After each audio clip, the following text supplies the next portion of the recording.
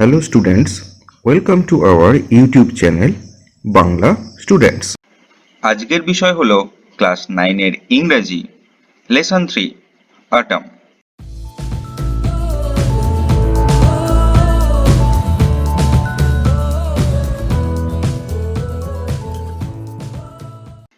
আজকে আমি তোমাদের সঙ্গে তোমাদের লেসন 3 অটম কবিতা নিয়ে আলোচনা করব, যেটি লিখেছেন জন ক্লেয়ার।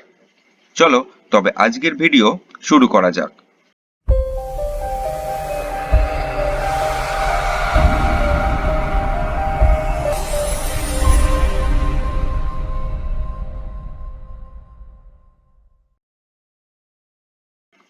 দেখো, তোমাদের প্রথমে এখানে the poet and the text কিছু বলে দেওয়া রয়েছে।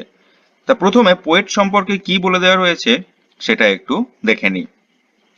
জন clear 1793 to 1864 was an English poet famous for his celebratory representations of English countryside and his lamentation of its disruption. John Clare, যিনি জন্মগ্রহণ করেছিলেন 1793 খ্রিস্টাব্দে এবং মারা যান 1864 খ্রিস্টাব্দে, ছিলেন একজন ইংরেজ কবি যিনি ইংল্যান্ডের গ্রামাঞ্চলের জাঁকজমকপূর্ণ উপস্থাপক এবং সেই পরিবেশের বিপর্যয়ের বিলাপের জন্য বিখ্যাত ছিলেন। Some of his notable collections of poetry are First Love, Snowstorm, The Village Minstrel and Other Poems, etc. তাঁর কবিতার সংকলনগুলির মধ্যে উল্লেখযোগ্য ছিল first love, snowstorm, the village minstrel and other poems প্রভৃতি। এরপরে তোমাদের কবিতায় কি বলে দেওয়া রয়েছে সেটা একটু ছোট করে জানানো আছে। সেটা কি বলেছে? The following poem presents a pen picture of the mellow beauty of autumn in the countryside.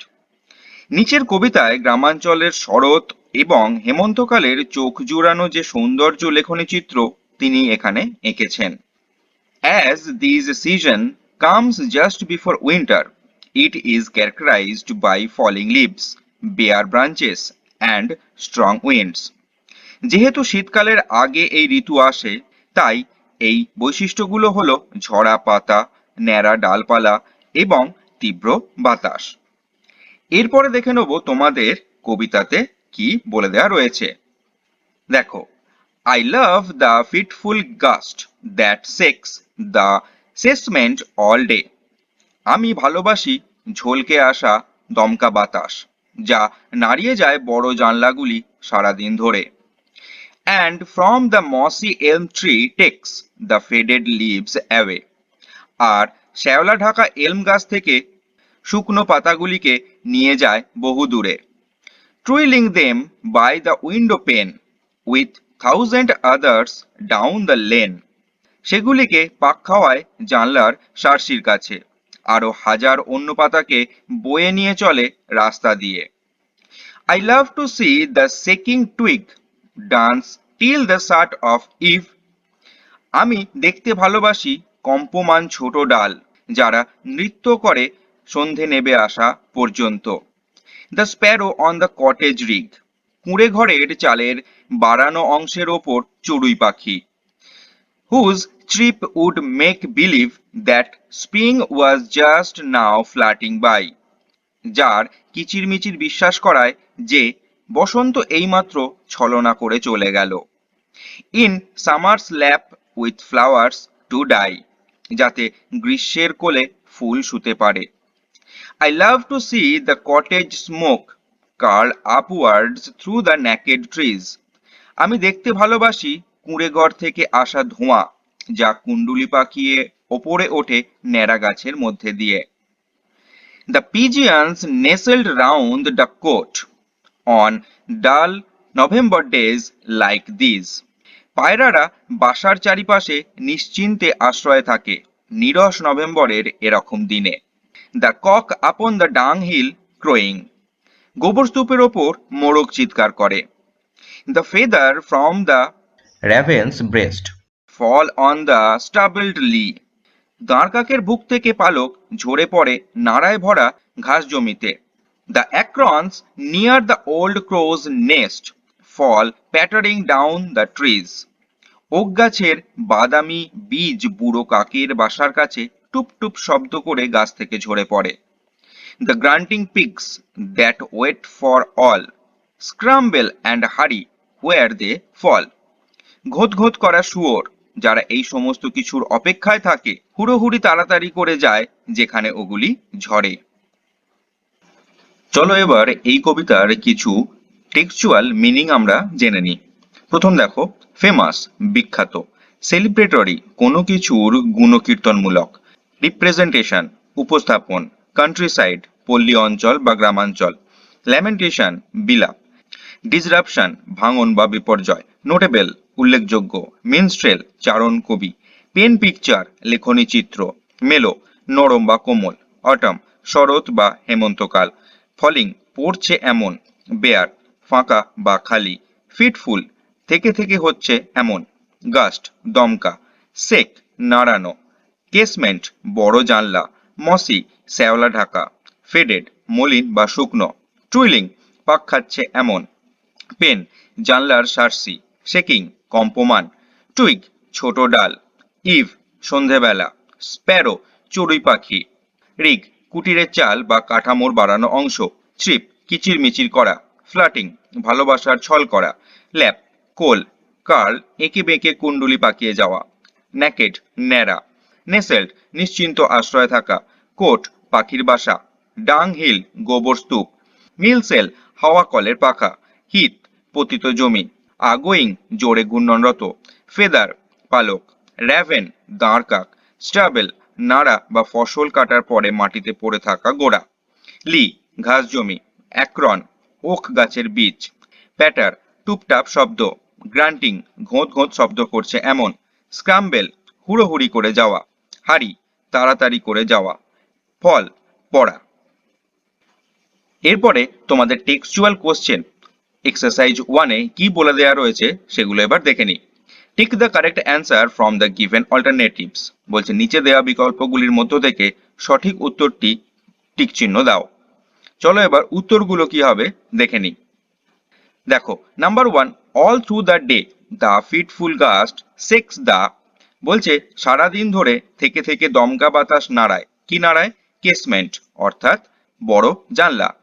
Number 2, the poet loves to see the checking twig dance till the. কি বলেছে? কম্পমান ছোট ডালটি নাচতে থাকে, কবি সেটা দেখতে ভালোবাসেন কখন? এন্ড অফ আফটারনুন বিকালবেলার শেষে। Number 3, the sparrow sat on. চড়ুই পাখি বসে আছে কোথায়? কটেজ রিগ অর্থাৎ কুঁড়ে ঘরের চালের কাঠামোতে। Number 4, the pigeon nestled round the.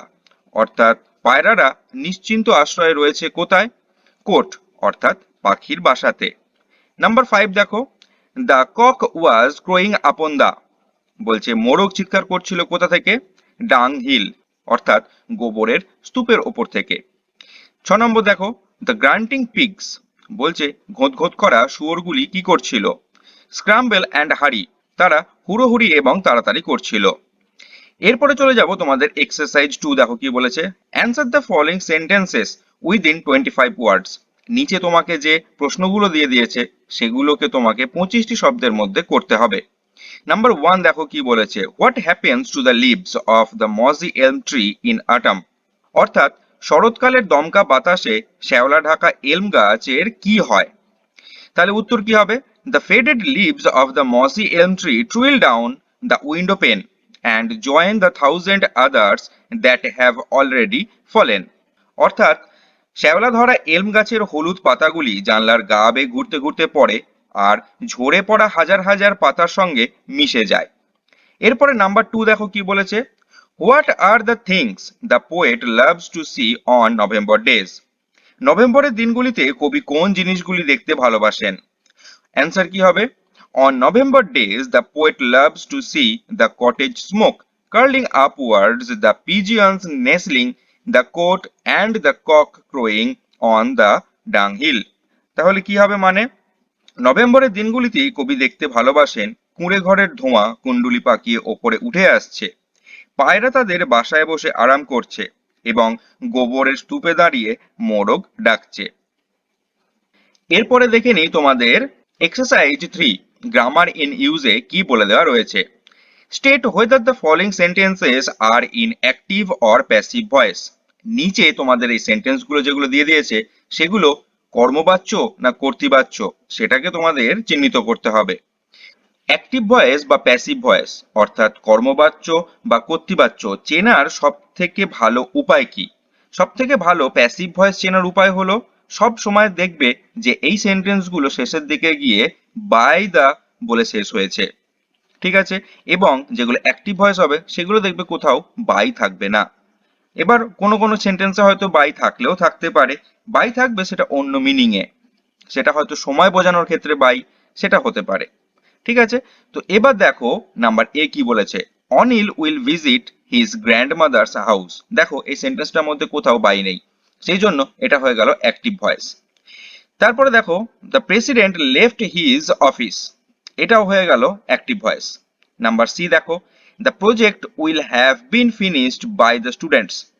এই দেখো এখানেই পেয়ে গেলে বাই দ্য স্টুডেন্টস অর্থাৎ স্টুডেন্টসদের দ্বারা করা হয়েছে, সেই জন্য এটা হয়ে গেল প্যাসিভ ভয়েস। তারপরে Pramita's leave has been sanctioned by the school authority, অর্থাৎ স্কুল অথরিটির দ্বারা করা হলো, এখানেও দেখো বাই দ্য স্কুল অথরিটি, সেই জন্য এটাও হয়ে গেল প্যাসিভ ভয়েস।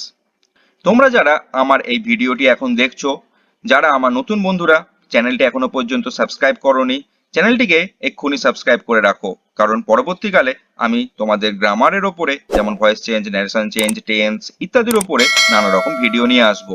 যদি সাবস্ক্রাইব চ্যানেলটি করে রাখো তাহলে আমি যখনই সেই ভিডিওগুলো আপলোড করব তোমরা সাথে সাথে নোটিফিকেশন পেয়ে যাবে। এরপরে চলে যাই এক্সারসাইজ 4 এ, দেখো কি বলছে, change the voice of the following sentences. নিচে যে বাক্যগুলো তোমাকে দিয়ে দেওয়া রয়েছে সেগুলোকে এবার বাচ্য পরিবর্তন বা ভয়েস চেঞ্জ করতে হবে। নাম্বার এ দেখো কি বলছে, the boy has read out the letter. তাহলে অ্যান্সার কি হবে, the letter has been read out by the boys. Number B, I shall have bought a cricket bat by tomorrow. Answer কি হবে, a cricket bat will have been bought by me by tomorrow. এখানের কোশ্চেনটা দেখো, এই cricket bat by tomorrow রয়েছে, এখানে কিন্তু সময় বুঝিয়েছে বাই টুমরো বলে, এটা তা বলে কিন্তু প্যাসিভ ভয়েস নয়, এটা কিন্তু অ্যাক্টিভ ভয়েসই। তোমাকে আগেই বলে দিয়ে এলাম যে বাই টুমরো বা বাই দিয়ে কখনো যদি অ্যাক্টিভ ভয়েস থাকে তাহলে সেটা সময় বোঝাবে, এখানে সময় বুঝিয়েছে সেই জন্য হয়েছে। নাম্বার সি দেখো, Sohini's friends had organised a picnic. Answer কি হবে, a picnic had been arranged by Sohini's friends. Number D, the football team will put up a brave fight. Answer কি হয়েছে, a brave fight will be put up by the football team. এরপরে চলে যাব তোমাদের exercise 5, change the following sentences into indirect speech. তাহলে এখানে তোমাকে কি করতে বলেছে, নিচে যে বাক্যগুলো দিয়ে দিয়েছে সেগুলোকে ইনডাইরেক্ট স্পিচে করতে হবে, অর্থাৎ ন্যারেশন চেঞ্জ। ন্যারেশন চেঞ্জের উপরও ভিডিও আমি করব তোমাদের সুবিধার্থের জন্য। এবার এর অ্যান্সার গুলো কি হবে দেখে নি। I said to him, will you share your tiffin with me. Answer কি হয়েছে, I asked him if he would share his tiffin with me. Number B, Anjan's mother said your father has left for Mumbai.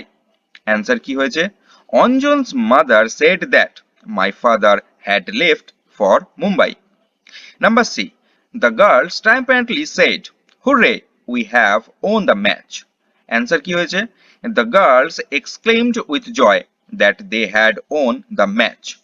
Number D, he says let you be successful in life. এখানে answer কি হয়েছে, he wishes that I should be successful in life.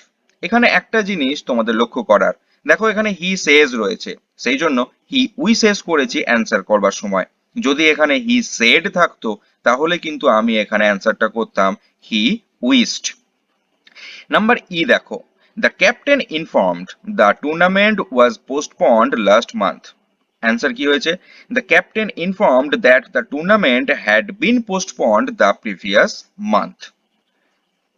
এরপরে চলে যাব তোমাদের composition পার্টে কি বলে দেওয়া রয়েছে।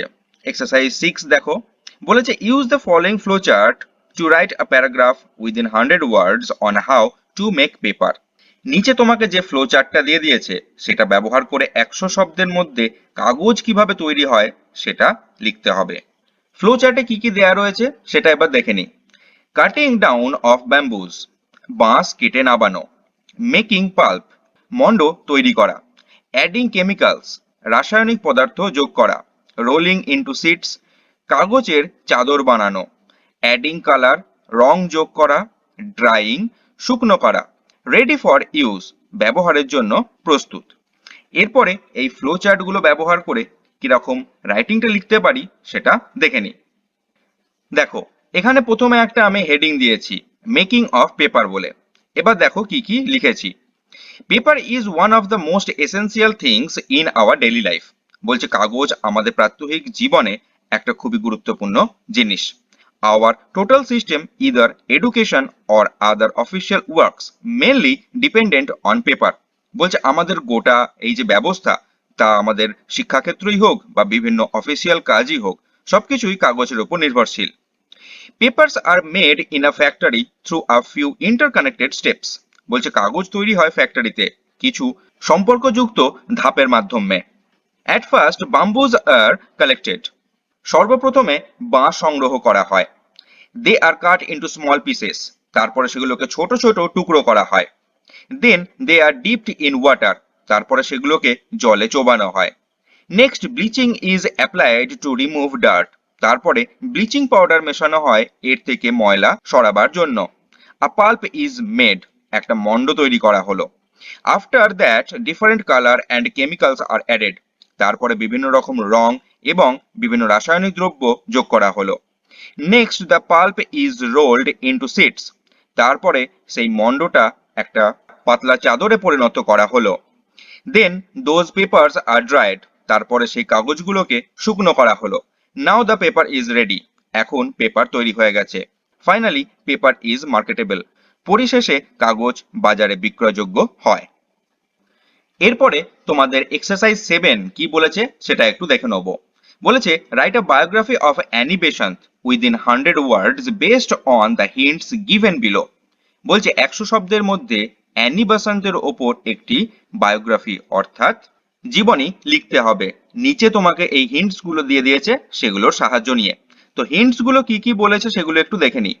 বলেছে born on 1st of October 1847 in London, famous British writer, well-known socialist activist for the rights of women, participated in Indian politics, joined the Indian National Congress, became the first woman president of Indian National Congress in 1917, passed away on 20th September 1933 in Madras, India.